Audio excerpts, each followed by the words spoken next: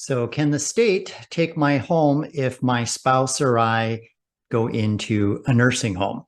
Well, we're going to answer that question in today's video. And spoiler alert, yeah, it's possible that they can. Hi, I'm Chuck Roulet. I'm an attorney licensed to practice law in both Minnesota and Florida. And in today's video, we're going to talk about whether or not the state can take your home if you or a spouse go into a nursing home. But before we do, if you haven't already, make sure you hit the like, subscribe, and notification bells to be alerted for an upcoming video. And if you have questions on wills, trusts, healthcare directives, powers of attorney, or how to protect your assets, post it in the comments below. I may answer it in an upcoming video. And if you stay to the end, we're actually going to provide a link to a guide where you can learn more about how you can protect your home and life savings from long-term care and nursing home costs. So a common question I get as an estate and elder law planning attorney is if my spouse or I need to go into a nursing home, can the state take away our home and or our savings? And the answer is yeah.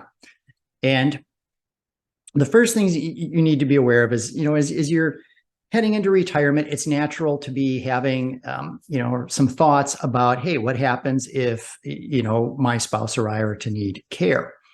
And there's some interesting statistics out there. We're aware of this both from the federal government and from sources such as Genworth Financial, which is one of the largest providers of long-term care insurance in the country.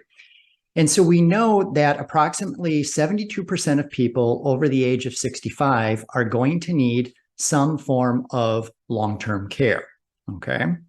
So 72% of people over age 65 are going to need some sort of long-term care. We also know that the average length of care for a man is 2.2 years, about 2.5 years, and 3.7 years, or almost 4 years for a woman. We also know nationwide that the average costs of a nursing home are over $8,000 a month. Now, in the two states I work in, Minnesota and on the Gulf Coast of Florida, as of 2021, the average cost of a nursing home in Minnesota was right around $12,000 a month. And in Northport on the Gulf Coast of Florida, as of 2021, the average cost of a nursing home was a little over $10,000 a month. And in fact, we're seeing numbers even higher than that. In fact, I was just recently contacted. Someone was wondering what they could do for their parents. Both parents were in a nursing home. The family was writing checks of over $24,000 a month for the care of both parents.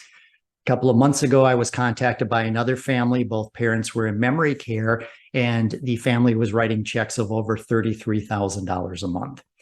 So if you look at the average cost of care, let's say, about $12,000 a month, and we also know costs are actually going up faster than the rate of inflation. And then look at the average length of care for a married couple combined being approximately 6 years, it's potentially wiping you out. And so the number one way that the middle class is covering these expenses is through government benefits, okay? Now, the first thing to be aware of is Medicare generally doesn't cover nursing home expenses, okay? So the federal program that's usually involved in helping to cover these costs is the program known as Medicaid, or medical assistance, in the state of Minnesota.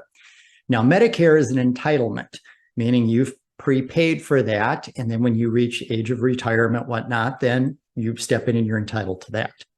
Medicaid, or medical assistance, well, the government looks at that as a loan.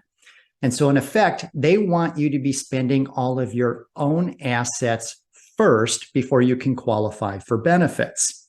And then any benefits that were paid on either you or a spouse's behalf, because they view that as a loan, they're going to try and collect on that loan after you pass away against any remaining assets.